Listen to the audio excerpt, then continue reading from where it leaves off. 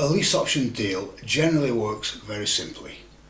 You lease someone's property for an agreed amount of time, paying the mortgage and ensuring their council tax liabilities are met and any maintenance is done. And at the end of that period, you have an option to buy that property at the price agreed when the contract is drawn up. You can rent the property out, and the difference between the outgoings and the rental income is your profit. However, not all deals are as straightforward as that. Often there are other factors which can complicate the proceedings, sometimes even to the point of making a deal unworkable. Secured loans and mortgage arrears being the two main causes. Now obviously no one's facing the threat of repossession if the mortgage is paid up to date, but it goes without saying then that there will often be mortgage arrears in the current economic climate, and it's here that your interest lies. Now, it's written into all residential mortgage agreements that the homeowner can't sublet the property without permission from the mortgage company.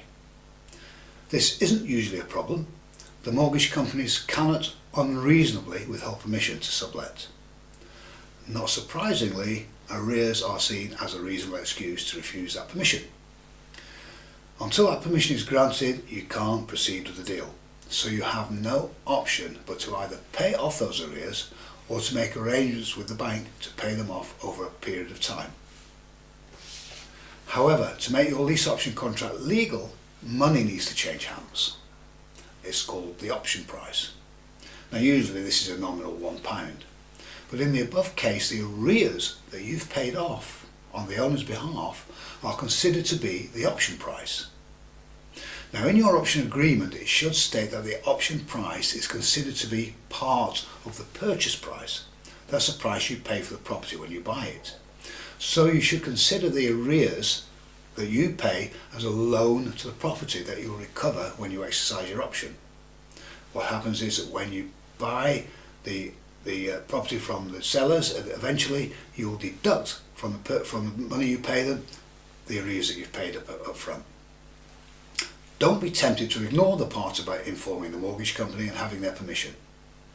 Not only is it illegal, but it's seen as a default in the terms of the mortgage, and the company is within its rights to then repossess the property. Now sometimes the homeowners just need some capital to move on. If they're struggling to pay their mortgage, they're unlikely to have enough spare cash around to afford the deposit for a rental property and the associated moving costs. You may need to make them an upfront payment. Again, this sum is considered to be the option price and you can recover it at the back end. Consider it as an investment. A bigger problem though is a secured loan. Now during the mid-2000s mortgages were easy to find and the banks were offering loans to almost everyone.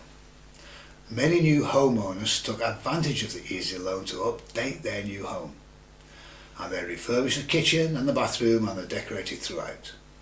The trouble is that that secured loan effectively put them into negative equity, and that is often the reason they can't now sell their home. If anything is going to be a deal breaker, it's a secured loan.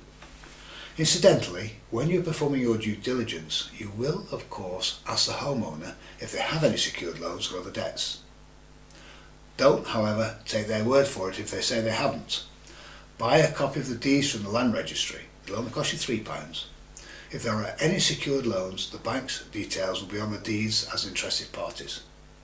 It's amazing how many people forget they have a secured loan. You now need to do your sums.